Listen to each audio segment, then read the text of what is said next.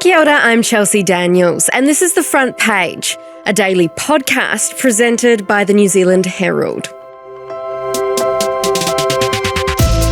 Cost of living and the economy remain top of the agenda for National. Prime Minister Christopher Luxon's already touting his leadership as one that is a clear choice for New Zealanders at next year's election, saying the government inherited a mess and is sorting it out. However, commentators have been quick to point out the issues facing National ahead of the campaign, writing that Luxon is getting worried and that National is a mess.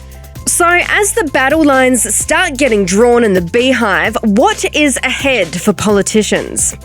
Today on the front page, outgoing Newstalk ZB political editor Jason Walls joins us to discuss the past week in politics and what could lie ahead. First off, Jace, Christopher Luxon's out here talking about cleaning up messes, trust in his leadership, and that the country's best days lie ahead. It kind of sounds like he's in a campaign mode already. Is it a bit too soon? Oh, well, when you're a prime minister, or any politician for that matter, every day is campaign mode because you're always looking to get re-elected. And I think especially now, you've got a National Party that was so focused on the economy and saying, we're the guys that can handle this, trust us to turn this around. And 18 months later, I mean, we're in a position where things aren't looking good. So I would say it's almost less campaigning as it is damage control at this stage, because you can talk about things like global factors until the cows come home. But at the end of the day, when the Nats were in opposition, they were ignoring those things and taking a crack at the then current government. So I think the chickens have in some ways come home to roost a little bit there.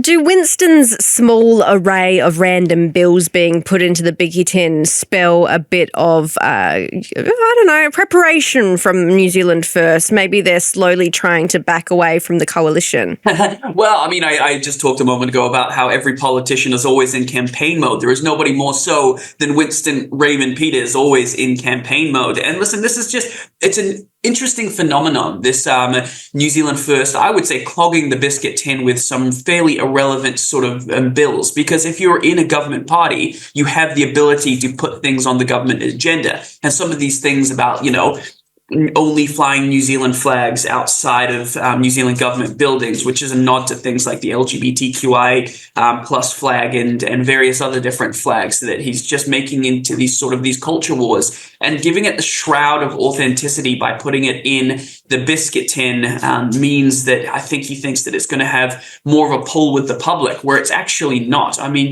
you could just put out a press release for these things. But what it's doing is you've got other bills in the ballot. For example, Laura McClure from the ACT Party has this fantastic bill where she wants to ban non-consensual AI porn. And because Winston is putting every second week some of these bills in the ballot, which are frankly not very good pieces of legislation, it means it has less of a chance for the really good pieces of legislation to be pulled out. So yes, it is 100% electioneering by Winston and New Zealand First, but I'm not surprised in the slightest.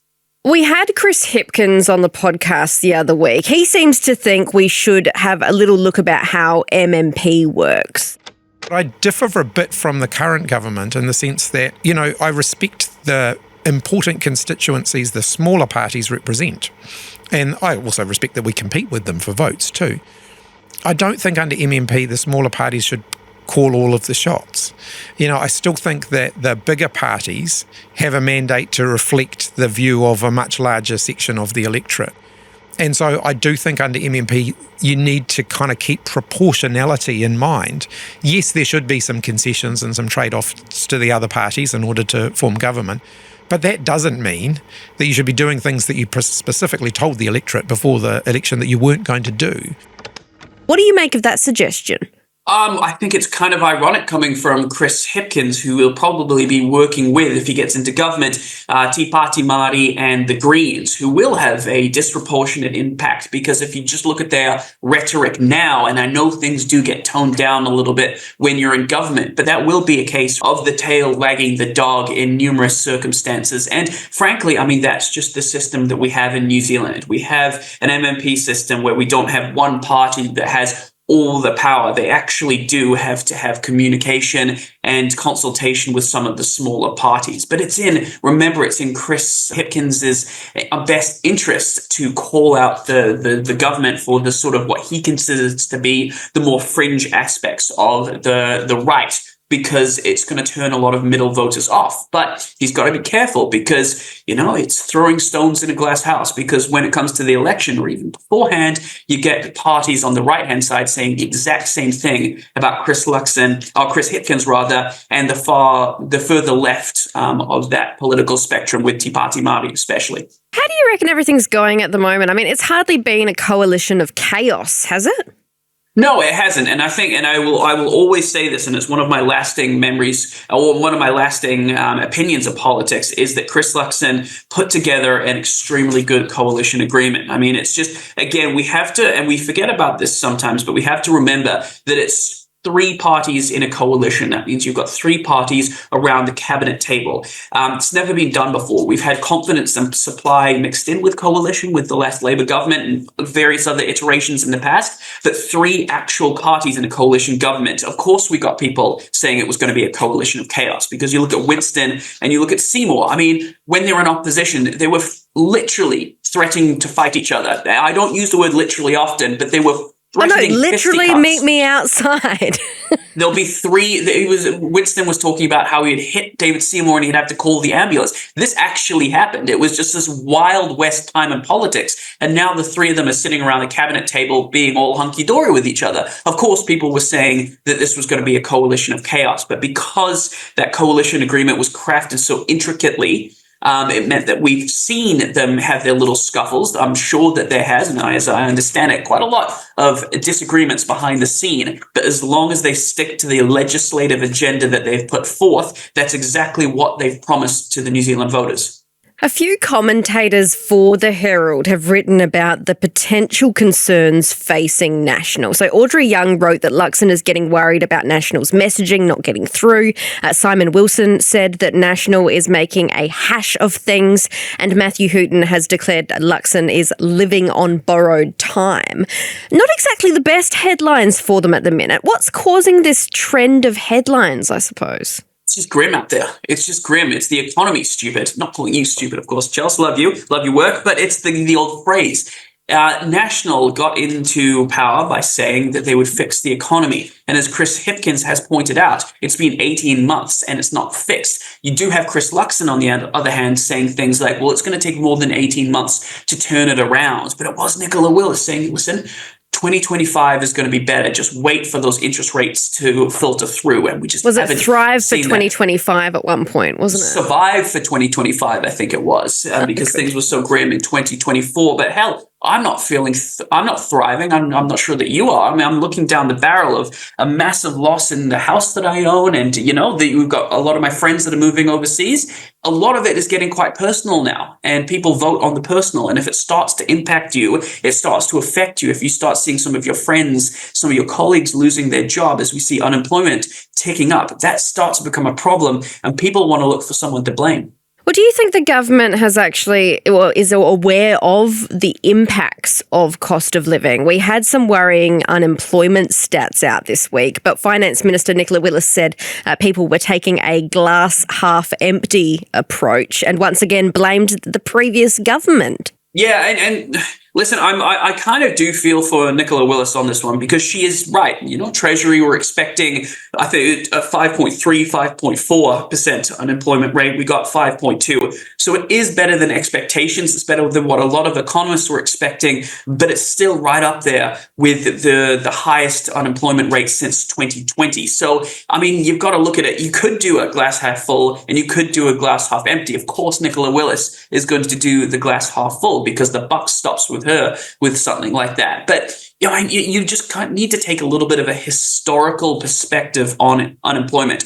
My good friend Thomas Coughlin will say this, that the John Key era government, unemployment was above 5% for every single quarter they were in government, bar the last 1, maybe 2, while Bill English was in government, and then everything switched. The government changed and it got over to Labour. And so unemployment has historically usually sat around the level that we're seeing right now. We just had a period of time where it was historically quite low. I mean, at one point with the Ardern years, we were getting it into the 3%, which is very unheard. It's quite unheard of in New Zealand context. Could that be attributed to COVID as well, though, us not being able to leave the country? Right.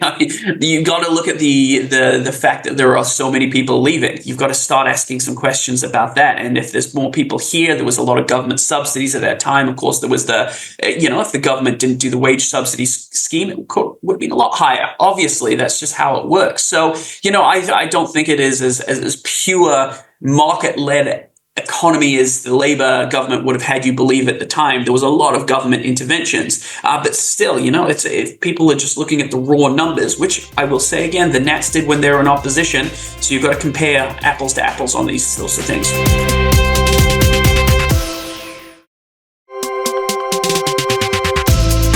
Speaking of the next election, the government set aside $25 million for a referendum on 4-year parliamentary terms. Now, it's agreed in principle to holding one, but a final decision isn't expected until early next month. What are the vibes, Jason? Like, how likely is this referendum, do you think?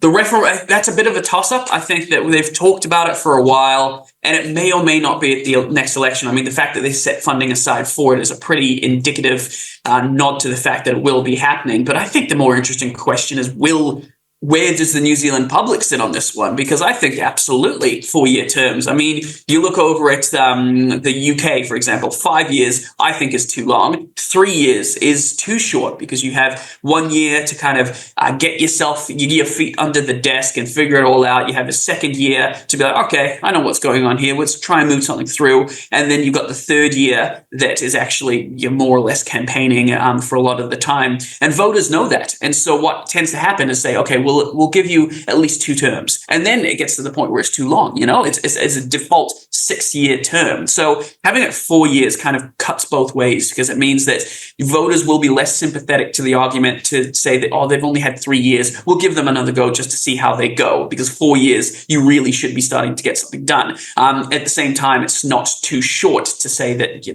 nothing could get done if things did go really sideways. So I think you've got people like Chris Hipkins and Chris Luxon both saying that they want a 4-year term. And they've said that, it will happen eventually. I'm sure some of the other candidates like David Seymour, I do remember him being sympathetic to it. The outliers, of course, Winston and Te Pāti Māori, you never really know what they're going to say on an issue. So we'll wait to see what they say, or we'll do a bit more research into what they've already said. But I think the New Zealand public will be very sympathetic to it. And of course, we can't go and speak about politics, especially this week, without mentioning Trump's tariffs. How do you reckon our government has fared? There's nothing they can do, really. They got the 10% and they were happy with that. And I understood why, because if you're playing at a level playing field with other countries that are 10%, that's fantastic. But if you're looking at other countries, say Vietnam or somewhere where they export, they export some dairy to the US, we're obviously going to have a better competitive advantage there if our tariffs are 10 and theirs are, I can't remember what they are, but I think they were up around the 30s, essentially. Bringing us up to 15 is a bit of a blow. The government needs to put on a bit of a brave face and show that they're trying to overturn these things. They can't take it lying down. But at the end of the day, Todd McClay's not going to go bang on the Oval Office door and say, Mr. Trump, we've got our dairy exporters, we've got our wine exporters, have you not considered them? And he's going to be like, oh, sorry, I didn't consider them, It's just not going to happen. New Zealand we forget because we're here that we're seen on the global stage is nice but fairly irrelevant. And so if they start ratcheting down New Zealand's tariffs, other countries are going to be asking some questions, other countries with much bigger economic footprints than ours. We will have to see what the impact of this latest development is, but I expect that some of those companies will probably now redouble their efforts to develop and explore other markets. The government, for our part, will continue our work to support those exporters with good information. We will continue our work to open up new markets around the world and to pursue good trade into those countries with whom we already have free trade arrangements. And we will continue to represent New Zealand's case for a better deal with the US. And while we're on the subject, what have the Greens and Te Pāti Māori been up to lately? Oh, they've been playing opposition. This is the things that they do. They try and get into the press. I think that Chloe Swarbrick, I was having a good chat with her the other night, actually, about how she sees the lay of the land right now. And she's pretty happy with how the Greens are going. And why wouldn't you? You're at 12%. You did your budget where you taxed everybody from Martha to Martha the whole way through, and or you proposed to, and people like that. The electorate like that. The Green Party base like that. So she's probably in quite good spirits. Te Pāti Māori as well. I mean, they're coming up with fronting up against Labour at the upcoming by-election, and that's going to be a real test for both parties. The ultimate makeup of Parliament, we're not going to topple the government with the Tamaki Makaurau by-election, but it is an indicative look into how the Māori world, New Zealand, sees the opposition right now. Are you more of a Te Pāti Māori person or more of a Labour person? And you've got two exceptional candidates. I mean, Oreni versus Pini Henare. It's going to be a blockbuster, and I'm looking forward to it because of what it represents for the next year's election. So keep an eye peeled. Keep two eyes peeled, I would say, actually. And lastly, Jace, I know it's your last day in the Beehive today. And it got word around the office, I think, as well. Have a listen to this. Well, Jason, look, I just want to say, mate, thank you so much for all the work in the press gallery. I've got to be honest, sometimes you're not my most favourite people on earth, but I have to say you've been absolutely stellar. You've been there 9 years. You've done an exceptionally good job. You've learned all about politics, and I just think I wish you all the very best, mate, as I've spoken to you before in the next part of your career. It's a really great move for you personally, and I think you're going to be awesome at it. So thanks for what you've been doing, covering politics down in Wellington and getting the message out to the people about what's really going on. I appreciate what you work. Take care, mate. Go well. I feel a bit bad about what I said about the economy now. Thank you, Right Honourable Chris Mark Luxon. That was very nice. It's been one heck of a ride over the last 9 years. What's it like, I mean, in terms of the faces that you see coming and going when you're in the Beehive for that long? Do you see the intricacies of different personalities and how different governments really take hold and see those changes?